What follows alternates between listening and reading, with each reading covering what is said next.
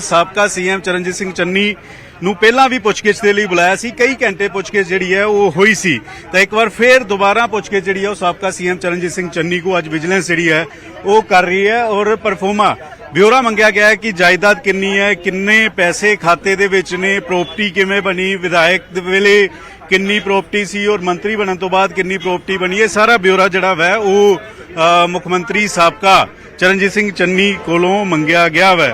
ਤਾਂ एक बार फिर साबका सीएम चरणजीत सिंह चन्नी कोलों पुछगिछ विजिलेंस ने शुरू कर दी है। विजिलेंस पुछगिछ जिहड़ी है ਉਹ ਸਾਬਕਾ ਸੀਐਮ ਚਰਨਜੀਤ ਸਿੰਘ ਚੰਨੀ ਤੋਂ ਕਰਦੀ ਹੈ। ਆਮਦਨ ਤੋਂ ਵੱਧ ਜਾਇਦਾਦ ਮਾਮਲੇ ਦੇ ਵਿੱਚ ਇਸ ਵੇਲੇ ਸਾਬਕਾ ਸੀਐਮ ਦੇ ਖਿਲਾਫ ਪੁੱਛਗਿੱਛ ਜਿਹੜੀ ਹੈ ਵਿਜੀਲੈਂਸ ਦੀ ਟੀਮ ਵੱਲੋਂ ਦੂਸਰੀ ਵਾਰ ਕੀਤੀ ਜਾ ਰਹੀ। ਪਰਫੋਰਮੇ ਦੇ ਵਿੱਚ ਅੱਜ ਲਿਆਉਣ ਨੂੰ ਕਿਹਾ ਗਿਆ ਸੀ, ਜਿਸ ਦੇ ਵਿੱਚ ਸਾਰੀ ਜਾਇਦਾਦ ਦਾ ਬਿਊਰਾ ਕਿਵੇਂ ਬਣੀ, ਉਸਦੇ ਸੋਰਸ ਕੀ ਸੀਗੇ, ਬੈਂਕ ਖਾਤੇ 'ਚ ਕਿੰਨੇ ਪੈਸੇ ਨੇ, ਉਹ ਸਾਰੀ ਡਿਟੇਲ ਮੰਗੀ ਗਈ ਸੀ।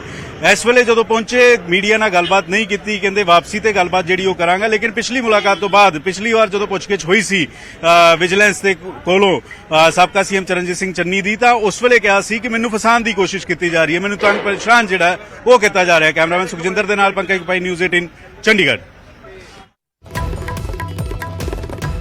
ਸਾਬਕਾ ਮੁੱਖ ਮੰਤਰੀ ਚਰਨਜੀਤ ਸਿੰਘ ਚੰਨੀ ਵਿਜੀਲੈਂਸ ਦਫ਼ਤਰ ਪਹੁੰਚ ਚੁੱਕੇ ਨੇ, ਜਿਸ ਦੀਆਂ ਤਸਵੀਰਾਂ ਮੇਰੇ ਸਹਿਯੋਗੀ ਪੰਕਜ ਕਪਾਹੀ ਦਿਖਾ ਰਹੇ ਸੀ। ਇਹ ਤਸਵੀਰਾਂ ਨੇ ਵਿਜੀਲੈਂਸ ਦਫ਼ਤਰ ਦੀਆਂ। ਮੋਹਾਲੀ ਦੇ ਵਿੱਚ ਵਿਜੀਲੈਂਸ ਦਫ਼ਤਰ ਦੇ ਵਿੱਚ ਸਾਬਕਾ ਮੁੱਖ ਮੰਤਰੀ ਚਰਨਜੀਤ ਸਿੰਘ ਚੰਨੀ ਪਹੁੰਚੇ ਨੇ। ਆਮਦਨ ਤੋਂ ਵੱਧ ਜਾਇਦਾਦ ਦੇ ਮਾਮਲੇ 'ਚ ਉਹਨਾਂ ਤੋਂ ਸਵਾਲ ਜਵਾਬ ਹੋਣਗੇ। ਕੁਝ ਦਸਤਾਵੇਜ਼ ਉਹਨਾਂ ਦੇ ਵੱਲੋਂ ਮੰਗਵਾਏ ਗਏ ਸੀ ਤੇ ਉਹ ਦਸਤਾਵੇਜ਼ ਲੈ ਕੇ ਚਰਨਜੀਤ ਸਿੰਘ ਚੰਨੀ ਪਹੁੰਚੇ ਨੇ। ਇਸ ਤੋਂ ਪਹਿਲਾਂ ਵੀ ਪੁੱਛਗਿੱਛ ਵਿਜੀਲੈਂਸ ਚਰਨਜੀਤ ਸਿੰਘ ਚੰਨੀ ਤੋਂ ਕਰ ਚੁੱਕੀ ਹੈ ਤੇ ਅੱਜ ਫਿਰ ਤੋਂ ਵਿਜੀਲੈਂਸ ਦੇ ਵੱਲੋਂ ਚਰਨਜੀਤ ਸਿੰਘ ਚੰਨੀ ਤੋਂ ਸਵਾਲ ਜਵਾਬ ਕੀਤੇ ਜਾਣਗੇ। ਇਸ ਵੇਲੇ ਮੋਹਾਲੀ ਦੇ ਵਿੱਚ ਵਿਜੀਲੈਂਸ ਦਫ਼ਤਰ 'ਚ ਚਰਨਜੀਤ ਸਿੰਘ ਚੰਨੀ ਪਹੁੰਚ ਚੁੱਕੇ ਨੇ।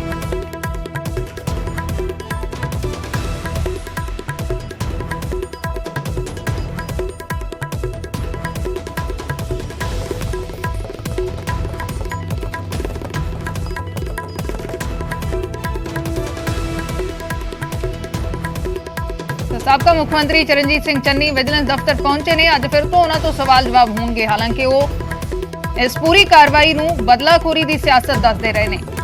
ਇਸ ਤੋਂ ਪਹਿਲਾਂ ਵੀ ਉਹਨਾਂ ਤੋਂ ਸਵਾਲ ਜਵਾਬ ਹੋ ਚੁੱਕੇ ਨੇ ਤੇ ਅੱਜ ਫਿਰ ਤੋਂ ਵਿਜੀਲੈਂਸ ਦੇ ਵੱਲੋਂ ਸਵਾਲ ਜਵਾਬ ਕੀਤੇ ਜਾਣਗੇ।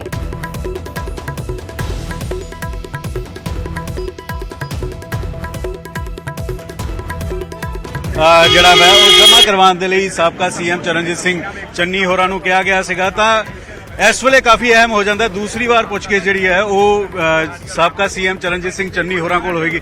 ਚੰਨੀ ਸਾਹਿਬ ਅੱਜ ਪਰਫੋਰਮਾ ਲੈ ਕੇ ਆਏ ਹੋ? ਵਾਪਸ ਆ ਕੇ ਕਰਾਂਗਾ ਗੱਲ। ਪਰਫੋਰਮਾ ਲੈ ਕੇ ਆਏ ਢੰਗ ਦੇ ਨਾਲ ਪਰਫੋਰਮਾ ਲੈ ਕੇ ਆਏ ਸਰ, ਕਿਵੇਂ ਦੇਖਦੇ ਹੋ ਅੱਜ ਦੀ ਇਨਕੁਆਇਰੀ ਨੂੰ?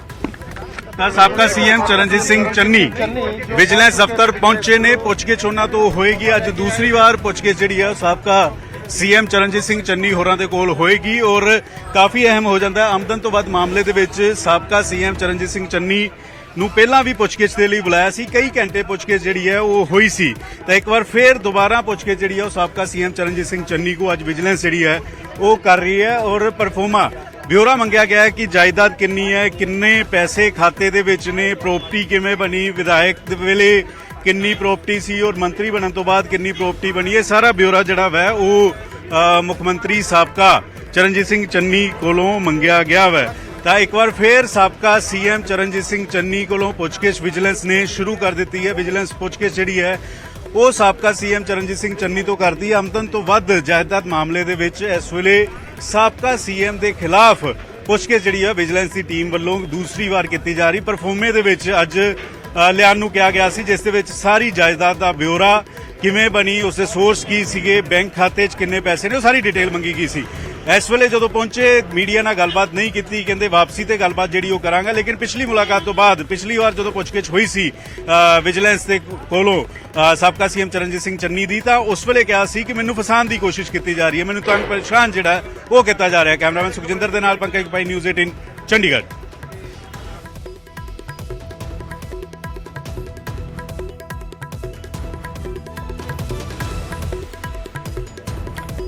तो साबका मुख मंत्री चरणजीत सिंह चन्नी विजिलेंस दफ्तर पहुंच चुके ने। सवाल जवाब इस वेले शुरू हो चुके ने। तो विजिलेंस के वालों कुछ परफॉर्मे मंगवाए गए सी, परफॉर्मे लैके अज चरणजीत सिंह चन्नी पहुंचे ने। उन्होंने नाल गलबात करने की मीडिया ने कोशिश की, लेकिन वो कह रहे सी कि वापस आके गल करांगा। कितनी देर सवाल जवाब चलते हैं, की सवाल किए जाते हैं, ये थोड़ी देर च पता लगेगा। ਪੰਕਜ ਕਪਾਹੀ ਮੇਰੇ ਸਹਿਯੋਗੀ ਇਸ ਵੇਲੇ ਲਾਈਵ ਜੁੜ ਚੁੱਕੇ ਨੇ। ਪੰਕਜ, ਕਿਵੇਂ ਦੇਖਿਆ ਜਾਵੇ ਅੱਜ ਫਿਰ ਤੋਂ ਸਵਾਲ ਜਵਾਬ ਚਰਨਜੀਤ ਸਿੰਘ ਚੰਨੀ ਤੋਂ ਕੀਤੇ ਜਾਣੇ ਨੇ, ਕੁਝ ਕਾਗਜ਼ਾਤ ਵੀ ਉਹਨਾਂ ਦੇ ਹੱਥ ਵਿੱਚ ਸੀ। ਕੀ ਲੱਗਦਾ ਹੈ ਕਿਹੜੇ-ਕਿਹੜੇ ਸਵਾਲ ਉਹਨਾਂ ਤੋਂ ਕੀਤੇ ਜਾ ਸਕਦੇ ਨੇ?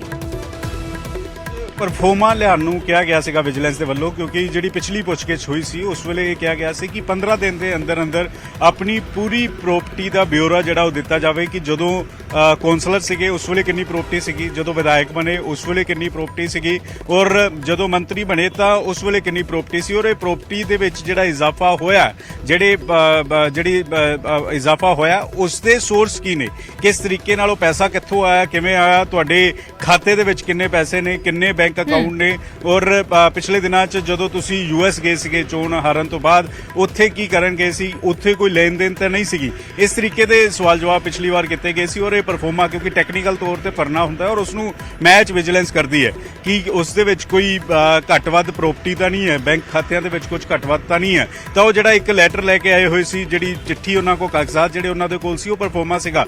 ਔਰ ਨਿਊਜ਼ 18 ਨੇ ਜਦੋਂ ਪੁੱਛਿਆ ਕਿ ਕੀ ਤੁਸੀਂ ਪਰਫੋਰਮਾ ਲੈ ਕੇ ਆਏ ਹੋ ਜਿਹੜਾ ਵਿਜੀਲੈਂਸ ਦੇ ਵੱਲੋਂ ਮੰਗਿਆ ਗਿਆ ਸੀ, ਉਹਨਾਂ ਨੇ ਦਿਖਾਇਆ ਕਿ ਮੈਂ ਪਰਫੋਰਮਾ ਲੈ ਕੇ ਆਇਆ ਔਰ ਕਿਹਾ ਕਿ ਵਾਪਸ ਹੀ ਤੇ ਜਦੋਂ ਪੁੱਛਗਿੱਛ ਪੂਰੀ ਹੋ ਜਾਏਗੀ ਉਸ ਤੋਂ ਬਾਅਦ ਗੱਲਬਾਤ ਕਰੂੰਗਾ। ਤਾਂ ਤਸਵੀਰ ਮੈਂ ਦਿਖਾਣਾ ਚਾਹੂੰਗਾ ਵਿਜੀਲੈਂਸ ਦਫ਼ਤਰ ਦੀ ਪੁੱਛਗਿੱਛ ਜਿਹੜੀ ਇਸ ਵੇਲੇ ਸਾਬਕਾ ਸੀਐਮ ਚਰਨਜੀਤ ਸਿੰਘ ਚੰਨੀ ਤੋਂ ਸ਼ੁਰੂ ਹੋ ਗਈ ਹੈ। ਵਿਜੀਲੈਂਸ ਉਹ ਪਰਫੋਰਮੇ ਨੂੰ ਵੀ ਦੇਖ ਰਹੀ ਹੈ ਔਰ ਜਿਹੜੀ ਪ੍ਰਾਪਰਟੀ ਜਿਹੜਾ ਵਿਜੀਲੈਂਸ ਦੇ ਕੋਲ ਡਿਟੇਲ ਹੈ ਉਸ ਦੀ ਵੀ ਜਾਣਕਾਰੀ ਜਿਹੜੀ ਹੈ ਉਹ ਲਿੱਤੀ ਜਾ ਰਹੀ ਹੈ। ਤਾਂ ਕਾਫੀ ਅਹਿਮ ਹੋ ਜਾਂਦਾ ਹੈ ਕਿ ਕਿੰਨੀ ਦੇਰ ਪੁੱਛਗਿੱਛ ਹੁੰਦੀ ਹੈ, ਕਿਉਂਕਿ ਪਿਛਲੀ ਵਾਰ ਜਿਹੜੀ ਪੁੱਛਗਿੱਛ ਸੀਗੀ ਉਹ ਕਈ ਘੰਟੇ ਚੱਲੀ ਸੀਗੀ।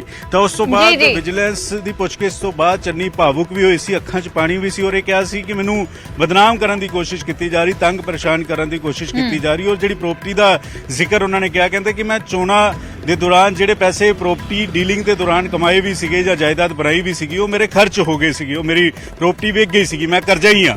ਇਸ ਤਰੀਕੇ ਦੇ ਬਿਆਨ ਦਿੰਦੇ ਹੋਏ ਸਾਬਕਾ ਸੀਐਮ ਚਰਨਜੀਤ ਸਿੰਘ ਚੰਨੀ ਨਜ਼ਰ ਆਏ ਸੀਗੇ। ਤਾਂ ਇੱਕ ਵਾਰ ਫਿਰ ਪੁੱਛਗਿੱਛ ਜਿਹੜੀ ਇਸ ਵੇਲੇ ਅਰਸ਼ ਕੀਤੀ ਜਾ ਰਹੀ ਹੈ।